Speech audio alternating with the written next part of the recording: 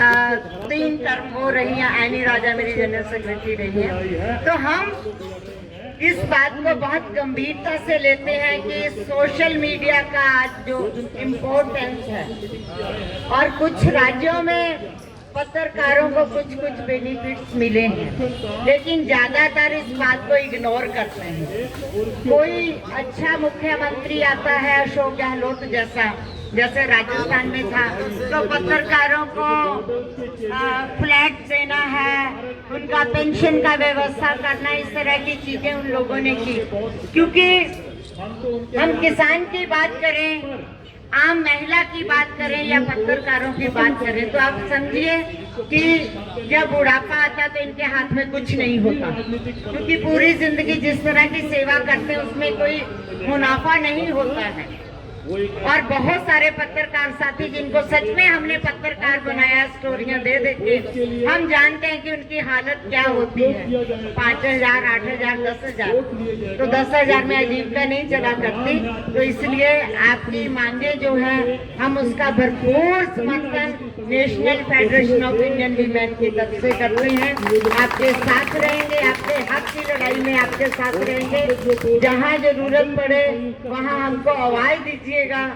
हमारा दफ्तर भी यहाँ पास नहीं है, ये जनपद की बत्ती क्रॉस करके आगे वाला केजी मार्ग जो है उसी के ऊपर है। तो इसीलिए छात्रों के आंदोलन को भी हम हर वक्त समर्थन देने के लिए भागे चले आते थे जब किसी क्राइसिस में वो होता था।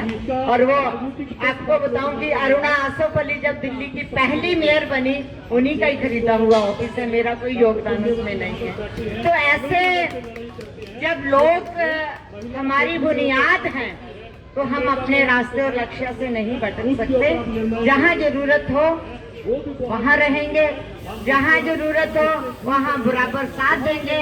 जहाँ लगे कि पार्लियामेंट की तरफ जाना है वो भी करें, लेकिन साथ साथ आपसे मैं ये कहना चाहती हूँ, अपनी लड़ाई यहाँ पे तो है, धरना देके आप अपनी स्ट्रेंथ को, अपनी ताकत को एक आवाज दे रहे हैं, लेकिन इसके साथ साथ थोड़ा मेंबर पार्लियामेंट जो हैं, बेशक वो अपोजिशन के हों, बेशक वो सत्ता वाले हों, अपना मांग पत्र वहां तक जरूर पहुंचाएं। बोलिए कि इसी सेशन के अंदर हमारा मांग पत्र उठाइए ना।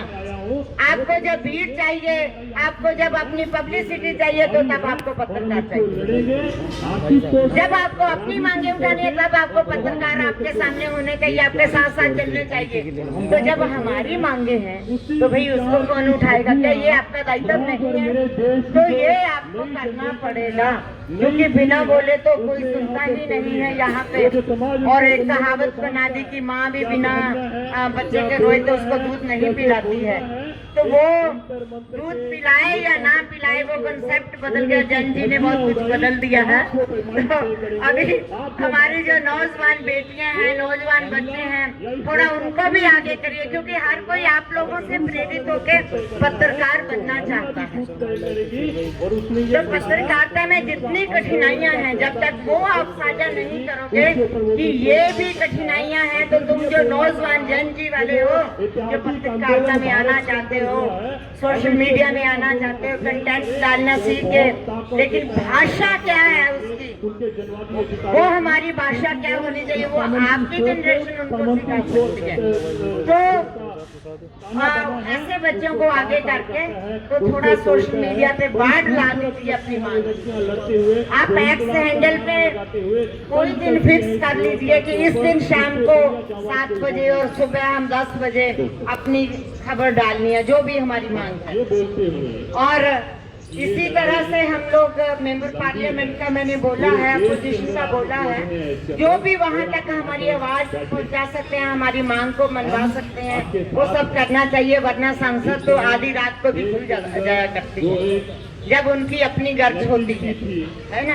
उनकी अपनी गर्ज हो तो वो कुछ भी कर सकते हैं, लेकिन हमारी ताकत हर राज्य के, आप अपना जो भी ग्रुप है आपका, ऐसा ही आप हर स्टेट के जर्नलिस्ट का एक बना लीजिए।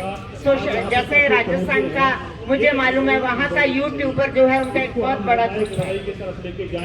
तो ऐसे कुछ नंबर्स हम लोग भी आप लोगों के साथ एक्सचेंज कर सकते हैं। हर राज्य के अंदर अगर आप एक अपना एसोसिएशन या ऐसा कुछ बना पाए तो आपकी आवाज और ज्यादा बुलंद होगी। हम जैसे तो आपके साथ कह भी दिया, प्रत्यक्ष में भी रहेंगे, पीठ दिखाने वालों में से नहीं है। मुझे मालूम है कि ये हमारा बीत के जो था जिस दिन साथी सोनम को उठाया है, तो ये लड़के इतने निराश थे। मैं तो ऑफिस